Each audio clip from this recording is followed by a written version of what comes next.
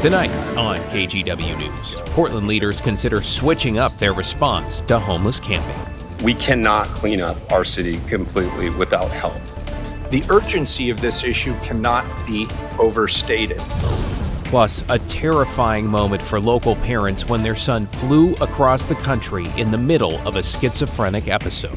What do? He's in the city of millions and millions of people in psychosis. KGW investigators explain how that incident actually got him the help he couldn't access in Oregon. Then later, how local crews are working to put a stop to the pest destroying trees across the country. Thanks for joining us. I'm David Molko. We begin at 11 with Portland city leaders trying to come up with a plan to restrict camping in the Rose City with a new proposal that would repeal and replace the ban currently held up in court. Alma McCarty was at City Hall and is in the newsroom now with the details. Alma? David, commissioners seem to agree in principle on the broad strokes of this new plan, though they rejected Renee Gonzalez's effort to give future mayors more control over the fine print. On Wednesday, the debate over how to address homelessness in the Rose City once again on full display in front of Portland City Council. All it takes is one look at the situation on Portland streets to acknowledge that the status quo is not working as well as we would like it to. Supporters of a new plan to restrict camping on public property include a group of Portlanders living with disabilities, including Tiana Tozer, who previously sued the city. Like the majority of my fellow Portlanders, I have compassion fatigue. I'm done having my mobility hampered and being disrespected by the leadership that allows this untenable situation to continue. While some oppose the plan, they said because they see it as criminalizing homeless people. You're not solving anything. This is all smoke and mirrors. Housing is a human right. Objectively reasonable shelter is not housing. Under the mayor's proposal, campers cannot block sidewalks or businesses, nor can they start fires, have a chop shop, or too much trash. And people offered reasonable shelter must take it or face fines up to $100 or 7 days in jail. What I'm trying to do is get a baseline ordinance in place that we believe is meeting the current legal standards. Meanwhile, Commissioner Renee Gonzalez, who is running for mayor, championed an alternative that would give the mayor, instead of council, more power to adjust the rules and enforcement based on changing state and federal laws. We need to have a camping ban on the books. I mean, all major cities have it. Our neighbors have it. I wish we could communicate more clearly our expectations, but we got to put something on the books. Gonzalez's amendment failed to pass, while Wheeler's version, with slight changes from Commissioners Rubio and Mapps, also running for mayor, moved to a second reading. I hope people saw today that the hardest part of all of this is balance. We don't have the luxury of taking one advocacy position over another. It's worth noting that we are expecting a U.S. Supreme Court decision in June around whether cities can punish people for camping on public property if they have nowhere else to go. Though the mayor's office has said it is confident this ordinance, as written, could survive legal challenges. David? Well, we will see where this goes. Thank you, Alma. Well, now to a follow-up on a story we brought you on Tuesday about a homeless woman who was pregnant and struggling with addiction and who went into labor inside her tent. This was a couple of weeks ago across from a Southwest Portland fire station, and while the mother, who declined to talk to KGW on camera, is back on the streets, her baby is still in the hospital. Today we spoke with a doctor at OHSU who told us they are seeing an increase in the number of babies born addicted to fentanyl, and they're still learning how to treat newborns withdrawing from the powerful drug.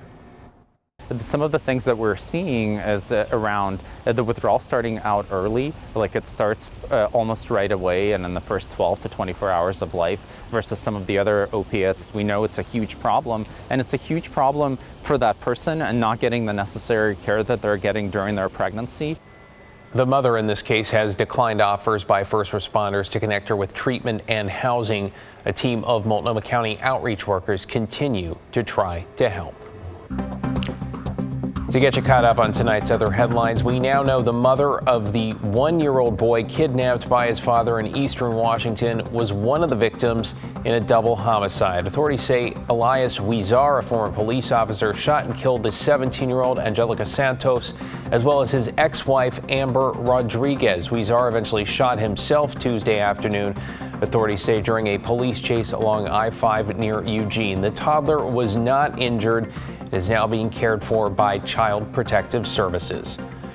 A 20-year-old has been sentenced to life in prison for shooting and killing another man at a 2022 house party in Cornelius. Cesar Alvarez Alcazar was found guilty of second-degree murder and unlawful use of a weapon. Investigators say the suspect got into an argument with partygoers, then fatally shot 20-year-old Jose Angel Rodriguez Sanchez. And one man is in custody after the Cowlitz County Sheriff's Office say he stole and crashed a law enforcement vehicle. Deputies say this started in Portland this morning, where Homeland Security agents were executing a search warrant at the suspect's home. They say 41-year-old Travis Grigla had been arrested but not handcuffed when he stole an agent's car and took off. Authorities say they put out spike strips, which resulted in a crash off I-5 near Castle Rock. The suspect now faces several charges. New tonight, Portland Public Schools held a meeting to talk about its proposed budget for next school year in order to absorb a $30 million shortfall. PBS Interim Superintendent Sandy Husk presenting the proposed cuts, which the district says will be split fairly evenly between the central offices and schools. It is a net loss of about 250 positions, and 90 of them could include full-time teachers, counselors, and support staff. We want to make sure that anyone who's unassigned, and that could be, administrator, it could be a teacher, it could be a classified staff member, that they currently know that their position is gone, are hoping to work in PPS. HR and all of us are very committed to keeping them in the district. PBS attributes the budget shortfall to rising operating costs, declining enrollment, and the end of federal pandemic funding. The district says it hopes to have a final version of the budget approved in about a month. This afternoon, some Lake Oswego families rallied against potential plans to close an elementary school. That comes after parents at Lake Grove Elementary were told the city was exploring plans to replace the school with a community hub or a retail space. The district says that is because the school happens to be in an area zoned for commercial properties.